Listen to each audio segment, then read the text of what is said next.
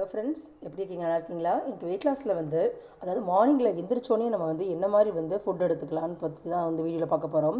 நான் காலையிலே நைட்டே ஊற வச்ச உலர்பழங்களை கட்டாயமாக எடுத்துக்குவேங்க. பாருங்கள், பாதாம் பார்த்திங்கன்னா ஒரு 11 கிராம் எடுத்துக்குவேன்.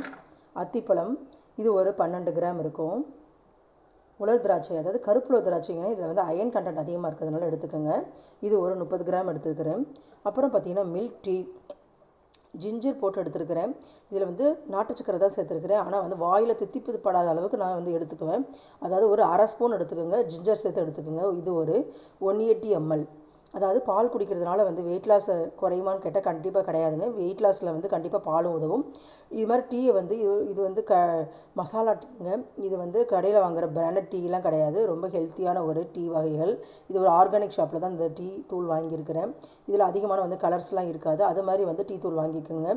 டீ நமக்கு பாலில் ப்ரோட்டீன் இருக்கிறதுனால கண்டிப்பாக எடுத்துக்கலாம். ஆனால் சக்கரை கம்மியாக ஜிஞ்சர் போட்டு எடுத்துக்கோங்க. அப்போ நம்மளுடைய வெயிட் லாஸ்க்கு உதவுங்க.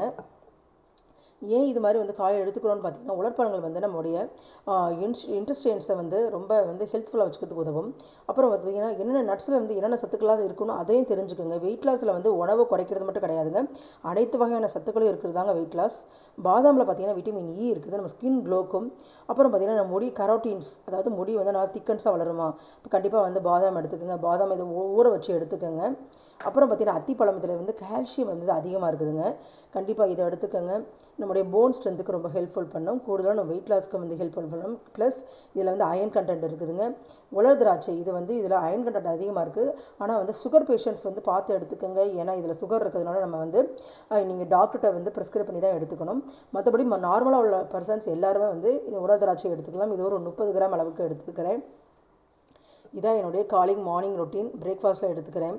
அதாவது பிரேக்ஃபாஸ்ட்டுக்கு முன்னாடி எடுத்துக்கக்கூடிய ஃபுட்டு கண்டிப்பாக இது போல் எடுத்துக்கோங்க. பிரேக்ஃபாஸ்ட்டில் என்ன சாப்பிட்லானுங்கிறத அடுத்த ஒரு வீடியோவில் பார்க்கலாம். இந்த வீடியோ பிடிச்சிருந்தா லைக் பண்ணுங்கள், ஷேர் பண்ணுங்கள், சப்ஸ்கிரைப் பண்ணுங்கள். தேங்க்யூ.